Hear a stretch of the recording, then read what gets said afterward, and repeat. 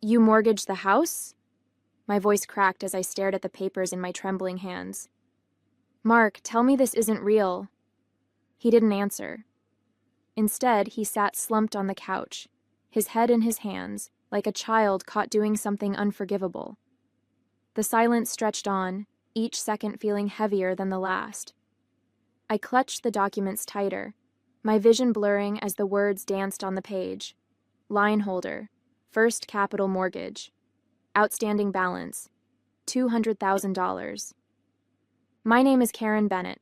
I'm 42 years old, a nurse and a mom to two incredible kids, Mia and Dylan, who are 10 and 13. For most of my life, I've been the steady one, the rock, the person everyone else could lean on. My days start before sunrise, juggling school drop-offs, 12-hour hospital shifts, and the never-ending list of things to do when you're running a family. Mark and I have been married for 15 years, and though it hasn't always been easy, I thought we were in this together. We weren't perfect, but we had trust, or so I believed. I handled the day-to-day finances while Mark managed the bigger picture stuff like taxes and insurance. I never thought to question him, never imagined he could keep something like this from me. Until now. It all started when I found a letter buried under a pile of unopened mail. I'd been cleaning the kitchen after dinner, grumbling to myself about how Mark always seemed to let the paperwork pile up. I almost threw it away, assuming it was junk, but something about the envelope made me pause. The logo for First Capital Mortgage was embossed on the corner, and my stomach dropped as I ripped it open. The words hit me like a punch to the gut. Our home, the house we'd worked so hard to buy, the place where our kids grew up, was collateral for a loan I didn't know existed. At first, I thought it had to be a mistake. Mark would never do something like this. But as I combed through the details, the sinking feeling in my chest turned into a storm of dread. It wasn't a mistake. He'd done this, and he hadn't told me. By the time I confronted him, my mind was racing with questions. How could he keep this from me? How could he put our home, our kids' security, at risk? Mark barely looked at me as I waved the papers in front of him, demanding an explanation. It's not what you think, he mumbled finally, his voice barely audible. Then tell me what it is, I snapped. Because from where I'm standing, it looks like you mortgaged our house without telling me. Do you have any idea what this means, Mark? Do you even care? He let out a long, shaky breath before looking up at me. I didn't have a choice, Karen. I was in a tight spot. I froze. A tight spot? What kind of tight spot could possibly justify this? He hesitated, and in that moment, I knew.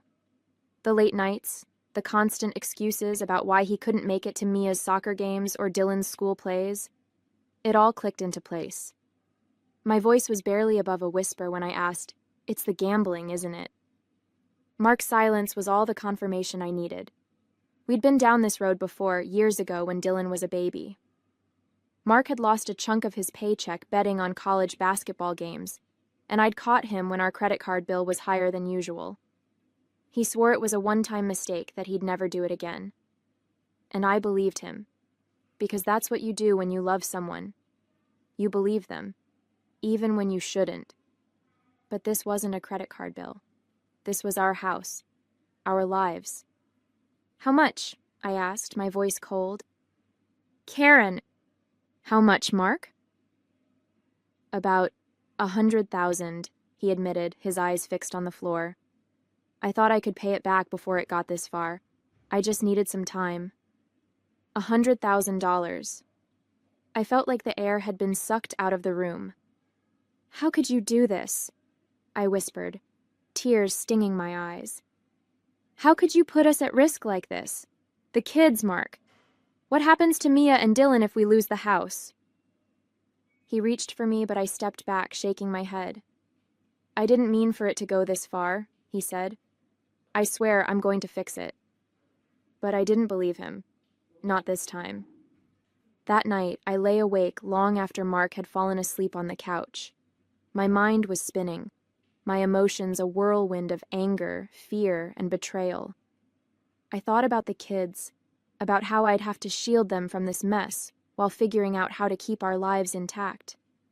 I thought about the years I'd spent trusting Mark, the blind faith I'd placed in him, and how it had all led to this. By the time the sun started to rise, I'd made a decision. I couldn't wait for Mark to fix this. I had to take control, for my sake, and for the kids. The days after discovering the mortgage felt like living in a fog.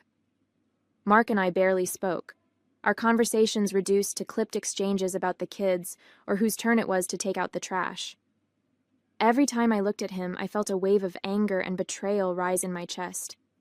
How could the man I trusted with everything gamble away our future? The kids, thankfully, didn't seem to notice, at least not at first. Dylan was too preoccupied with his science project, and Mia was busy practicing for her upcoming soccer tournament. But I knew it was only a matter of time before they sensed something was wrong. Mark had always been the fun parent, the one who stayed up late playing video games with Dylan, or let Mia paint his nails during their spa nights. Lately, though, he'd been distant, distracted, and I could see the confusion starting to creep into their eyes. One evening, after putting the kids to bed, I finally broke the silence. "We can't keep doing this, Mark," I said, my voice low but firm. "The mortgage, the debts, the gambling, it's too much. You need help." He sighed, rubbing his face with his hands. "I told you, Karen. I'm handling it." "No," I snapped, slamming the dish towel onto the counter. "You're not. You've been handling it for months, and look where that's gotten us. If you were handling it, we wouldn't be on the brink of losing our home." His face twisted into a grimace. "What do you want me to do? Quit my job? Sell my car? I'm doing the best I can." "Your best isn't good enough," I shot back, my voice trembling with frustration. "Do you even understand what you've done? You didn't just put yourself at risk, you put all of us at risk. Me, the kids. Do you even care?" That last question seemed to strike a nerve. He stood there, jaw clenched, his hands balled into fists at his sides. But instead of answering, he turned and walked out of the room, leaving me alone with my thoughts. The next day I called Sarah. She didn't hesitate. "Come over," she said, her voice firm. "Now." Sarah's apartment was the polar opposite of my chaotic home, tidy, minimalist, and blissfully quiet. She handed me a cup of tea as I sank onto her couch, feeling the weight of the past few days pressing down on me. "Okay," she said, sitting across from me. "Tell me everything." I spilled it all, the mortgage, the debts, the gambling, the arguments. By the time I finished, my tea had gone cold, and Sarah was staring at me with a mix of disbelief and fury. That absolute idiot," she muttered, shaking her head. "Karen, you can't let him drag you down with him. You need to protect yourself and the kids." "How?" I asked, my voice cracking. "I don't even know where to start. I feel like I'm drowning." She leaned forward, her expression softening. "First things first, you need a lawyer, someone who can help you figure out what your options are. I know a woman, Jennifer Morales. She's fantastic. I'll give you her number." Meeting Jennifer felt like a lifeline. Her office was warm and inviting, with framed diplomas lining the walls and a faint scent of lavender in the air. She listened patiently as I explained the situation, nodding thoughtfully as I described the mortgage and Mark's gambling. "You're not the first person I've helped through something like this," she said when I finished. "And you won't be the last. The good news is, there are steps we can take to protect you and your children." "Like what?" I asked, clutching my bag tightly. "For starters," she said, "we can separate your finances from Mark's. That means opening your own bank account, redirecting your paychecks, and setting up a budget that doesn't rely on his income. We'll also look into the mortgage to see if there's any way to renegotiate the terms or delay foreclosure." Her words were practical, reassuring, and exactly what I needed to hear. For the first time in days, I felt a glimmer of hope. Back at home, I started making changes. I opened a new bank account and transferred my direct deposit, making sure Mark couldn't touch a single cent of my paycheck. I combed through our bills, highlighting the ones I could afford to cover on my own and setting up payment plans for the rest. It wasn't perfect, but it was a start. Meanwhile, the tension between Mark and me only grew. He was still insisting he could fix everything, that I was overreacting, but I wasn't buying it anymore. I'd spent years being the steady one, the peacemaker, the person who smoothed over his mistakes. Not this time. One night, as we sat in tense silence after another argument, he looked at me and said, "You're really going to do this, aren't you? You're going to cut me out." "I'm not cutting you out, Mark," I said, my voice calm but firm. "I'm protecting myself and the kids. Until you get help and start taking responsibility for what you've done, I can't rely on you. I won't." Despite everything, there were moments of doubt. I'd catch myself looking at old photos of us, back when things were good, and wonder if I was making the right decision. What if he really could fix things? What if this was just a rough patch and I was giving up too soon? But then I'd think about the mortgage, the debts, and the look in Mia's eyes when she asked why Dad seemed so sad all the time. I wasn't just doing this for me. I was doing it for them. For their future. The breaking point came on a rainy Tuesday afternoon. I was sitting in Jennifer's office reviewing the mortgage documents for the 100th time when my phone buzzed. It was a text from Mark. "We need to talk. I can fix this, but I need you to stop whatever it is you're doing with the lawyer.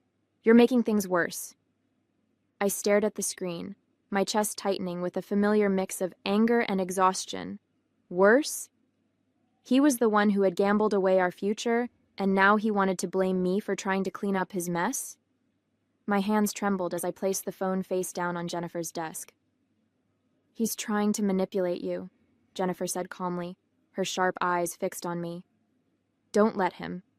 We're close to getting this resolved." Resolved. The word sounded so simple, but the journey to get here had been anything but. Jennifer had discovered that Mark had taken out 2 additional loans against the house without my knowledge. Each one had higher interest rates than the last, and together they totaled over $240,000. The enormity of it made me feel physically ill, but Jennifer had assured me there was a path forward. "You have 2 options," she'd told me during our last meeting.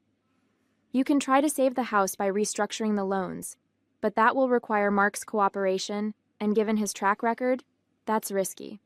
Or you can fight for sole financial control, which might mean selling the house and starting fresh."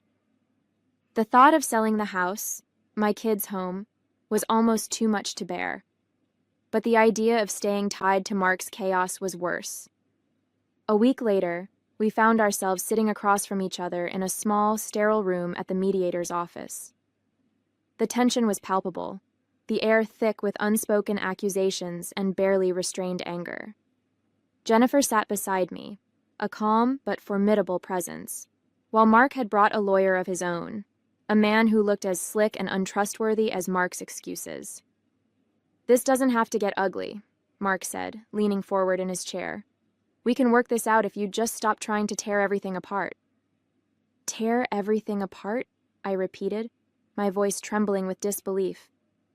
"You're the one who put us here, Mark. You lied to me, gambled away our money, and mortgaged the house without even telling me. And now you want me to just... What? Pretend it didn't happen?" "I made a mistake," he said, his tone defensive. "But I can fix it, if we just..." "No," I interrupted, my voice firm. "You can't fix this. Not this time. I've already spent too much of my life cleaning up after you, Mark. I'm done." His lawyer cleared his throat, shuffling through a stack of papers. "If I may," he began, "we believe that Mr. Bennett has a right to remain on the mortgage, and that his financial contributions..." "Contributions?" Jennifer cut in, her tone sharp. "Let's be clear. Mr. Bennett's contributions are what brought us here. My client has evidence that he took out these loans without her consent, violated the terms of their joint finances, and put their children's home at risk. If we're discussing rights, Mrs. Bennett has every right to protect herself and her family from further harm." Mark's lawyer faltered, his face reddening slightly. Mark, on the other hand, looked furious. "This is ridiculous," he muttered. "You're blowing this way out of proportion." I took a deep breath, forcing myself to meet his gaze. No, Mark. What's ridiculous is what you've done to this family. You've lied to me, endangered our future, and refused to take responsibility. But I'm not going to let you drag me down with you anymore. I'm taking control of my life and the kids' lives, whether you like it or not. The mediator tried to diffuse the tension, steering the conversation toward practical solutions. In the end, it came down to one final decision: the house. Mark wanted to keep it, claiming it was for the kids. But I knew better. He wanted the house because it was an anchor, a symbol of control. Letting him keep it would mean staying tied to him, to his debts, and to the chaos he'd created. I'm willing to sell the house, I said finally, my voice steady despite the lump in my throat. It's the only way to move forward. Mark stared at me, his face a mask of shock and anger. You're seriously going to sell the house, the kids' home, after everything? Yes, I said simply, because what matters isn't the house. It's their future.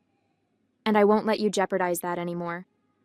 The rest of the session passed in a blur of paperwork and legal jargon. By the time we left, I felt like I'd run a marathon. But as I stepped out of the building, the weight that had been pressing on my chest for weeks felt lighter. For the first time in years, I wasn't cleaning up after Mark's mistakes.